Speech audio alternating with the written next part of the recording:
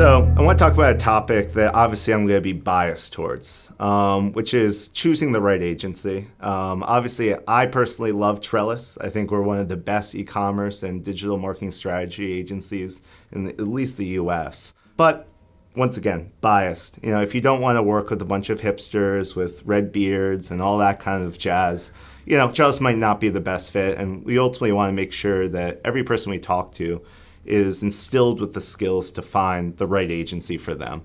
And so when I think about choosing an agency, I use one of these corny sort of acronyms, which is FIT: fundamentals, innovation, and the team. So as far as fundamentals, when assessing the right kind of agency for you, you want to make sure that they have experience in your space. So if you want to be a high growth beauty brand, ask them, what's your experience in consumer products? Have you ever worked with beauty brands? What have been the lessons that you've learned from doing so? As well, you want to make sure they have experience with the software platform that you're looking into.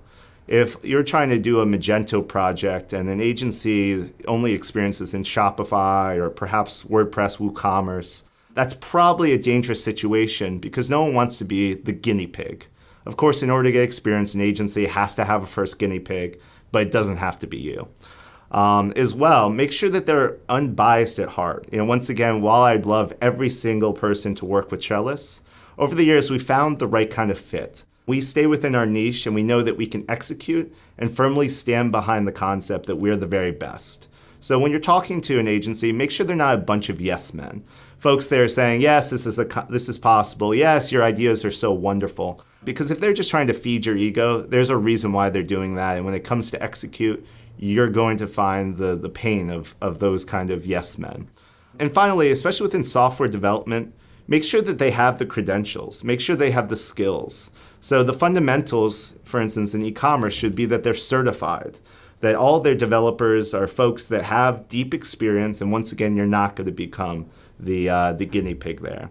And as long as you have those covered, you can feel pretty confident that they're going to have the fundamentals. And even if they haven't worked in your industry, that's perfectly fine. I think that's the one that you might want to be the most lax on, especially if they have the second piece, which is innovation.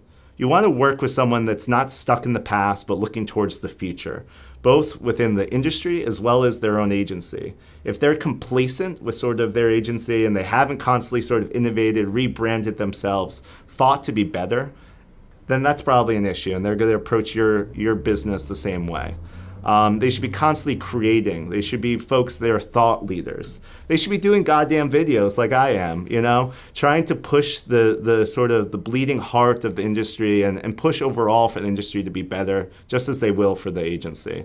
And as well, they should be able to adapt quickly. If an agency has sort of been doing the same old, they have boilerplate approaches to how to build a site, how to market your business, and they do this across the entire spectrum of their client base, then they're not going to adapt. When they run into a hurdle, they're going to deal with it the same way as they always have, or they're just going to stick to what they refer to as their fundamentals, their path to success, versus being creative. An agency, whether it's software development or whether it's a design agency or whether it's an advertising agency, should always be creative at its heart, and especially within their domain of expertise. And then the final part of sort of this FIT model that I pulled up here is team. So, once again, while Trellis is sort of, a bunch of, bearded hipsters, and if, our clients happen to look similar to us, that's a good start, of course. You don't want to necessarily, just go off of that because agencies are always going to put their best foot forward.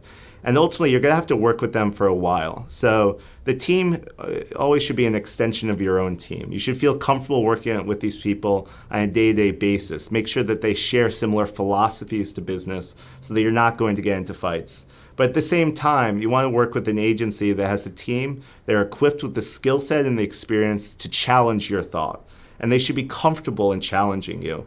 Once again, you don't want to be working with a bunch of yes men or yes women. You want people that are going to feel comfortable as part of your team, as if they were part of your company, and say, hey, Jared, hey, Isaiah, hey, Trellis, hey, Gillette, whoever it is, your thoughts are valuable, but here's another idea that we have. And let's have some open conversation about that.